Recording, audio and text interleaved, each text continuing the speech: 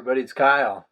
Got a couple treats here for you. I went to Record Store Day Drop 2 and picked up a few things. So I kind of want to show off what I got. Obviously, I got this sweet swag bag here from Warner. That's kind of cool. In addition, inside there came a pretty cool poster. They always have a new poster for Record Store Day. This one's no exception. It's pretty cool stuff. So, got a couple of those now. But I talked a little bit about Record Store Day on my podcast post earlier, and basically what happened is in around 2007, some of the independently owned record stores in the United States got together, and they decided they would have a celebration called Record Store Day. And on that day, they worked with the different music companies and artists, and they decided they would put out exclusive titles on those days. And each time I go, it gets bigger and bigger. I've been going for about, this is probably the third year, so about 2.5 years I've been going. And it's been really interesting. Even through the pandemic, they pushed them off a little bit, but they had them. And I went to one then too. Yep, with a mask on, shopping for records. But it's pretty cool still.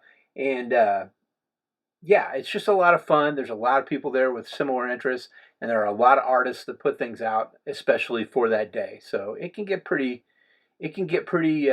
wild. Some past ones that I picked up, Bone Thugs and Harmony. I picked up one of theirs. I picked up Lou Reed and John Cale, Songs for Drella. I picked up a Cheap Trick single, I think, and a Pink Floyd single. Yeah, Arnold Lane. And a few other ones like that. Lots of different ones that I probably would have never even thought of. And the last one I went to, I got Al Green, and it's orchestrated. So they took the Al Green Greatest Hits, and they put an orchestra behind it. They remixed it with an orchestra behind it, and it's pretty amazing. Just adds a little more to that music than was already there. And then, in addition, I picked up the Soul Slabs Volume 3, which is fantastic as well. But I'm going to get to this real quick and just kind of show you what I picked up this time. There were some I was looking at and some I was really interested in, some I didn't think I would get that I did. But this is Czarface. That's the first one I picked up, and it's pretty cool. He's done other music with MF Doom. If you're not familiar with Czarface, kind of hip-hop artist, some rap. This is mostly instrumental, this one, but it's pretty cool because in addition to being a cool-looking cover and all of that stuff, it is also a comic book. So when you open it up, there's a whole comic book story in here, multiple pages, pretty cool stuff. Yeah, and it's fun to check it out while you're listening to the music and stuff like that. And that's the kind of stuff I really dig and just really love. And this is, I think this is actually, it is. This is Czarface. This is a gallery of artwork that fans of Czarface have created. So that's pretty cool. Pretty neat. But anyway, it's cool. It's really a good listen. Good, easy background music type of stuff. I dig it. I dig it myself. But the big dog that I got, that I wasn't sure I was going to be able to get, was the G Collection. Yes. This is 6 studio albums from the Gorillaz. And it actually causes a little bit of controversy as well.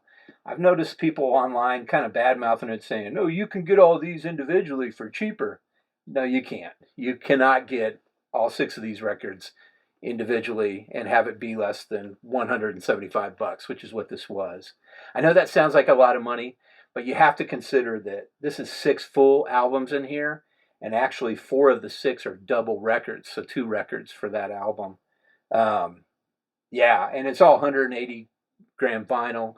It just really sounds amazing. I played almost all of these records the other day, and yeah, I mean it's amazing. I know you guys probably know the Gorillaz pretty well already. I mean, most people do, but just to kind of go through what they have in here, You know, the original self-titled, obviously. Demon Days, which is the one where I kind of fell in love with the band. Or group, whatever you want to call it. I don't really care. They play instruments. Plastic Beach, which is kind of the last one I really listened to them a lot, but I do like it as well. Humans, which I never really listened to much. It's definitely more rap on this one, which I like. But yeah, it's a really interesting album. I've never heard that one. And I know The Fall is another album of theirs that's included in the box set in Europe, but it's not included here in the United States. This is the Now Now, I believe that one's called. Yep. Yes, the Now Now. I've listened to this, but not a lot. I'm not too familiar with it. And then the most recent one, which is Song Machine, I'm not familiar with that one at all, but I will get familiar with it. And a couple of these have, you know, download cards in them, so you can download the digital format as well if you like.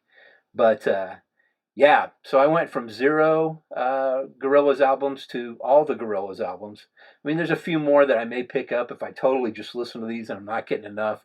I know that, like I said, The Fall is out there. And then, of course, there's the D-sides and stuff like that exists out there that might be worth my while. But we'll see. I don't know. This is a lot of Gorillaz to listen to right here. So, but that's it, guys. I just kind of want to show off what I got and talk a little bit about Record Store Day and why it's so important to help local businesses make money and continue to stay afloat right now with things being so difficult. Think about that when you go to eat. Be patient, because so many restaurants right now are understaffed. It's really difficult. So be patient. Be prepared to have to wait a little bit longer. And if you don't have to, hey, man, that's gravy, right? All right. Well, thanks for tuning in, guys. I will catch up again with you soon. Thanks.